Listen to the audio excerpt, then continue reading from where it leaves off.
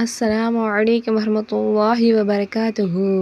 பாதுகாப்பு தேடும் கவசங்கள். நபிகள் நாயகம் ஸல்லல்லாஹு அலைஹி வஸல்லம் அவர்கள் தமது படுக்கைக்கு உறங்கச் செல்லும் முன் ஒவ்வொரு இரவிலும் தமது உள்ளங்கைகளை இணைத்து அதில் 3 சூறாக்களை ஓதுவார்கள். அந்த சூறாக்களாவது சூரத்துல் இஹ்லாஸ், சூரத்துல் ஃபலக், சூரத்துன் நாஸ் ஆகிய அத்தியாயங்களை ஓதி ஊதிக்கொள்வார்கள்.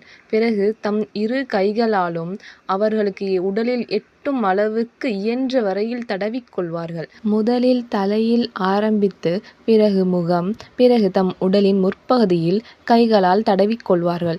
இவ்வாறு 3 முறை செய்வார்கள்.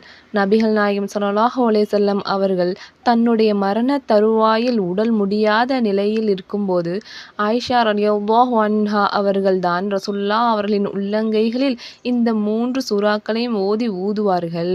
ரசூலுல்லாஹி ஸல்லல்லாஹு அலைஹி வஸல்லம் அவர்களோ உடல் முழுவதும் தடவிக்கொள்வார்கள். இந்த ஹதீஸை அறிவிப்பவர் ஆயிஷா ரலியல்லாஹு அன்ஹா அவர்கள். இந்த 3 அத்தியாயங்களுக்கும் அல் முஅவ்விதாத் பாதுகாப்பு தேடும் கவசங்கள் என்று பெயர். இது ஒரு சஹீஹான ஹதீஸாகும்.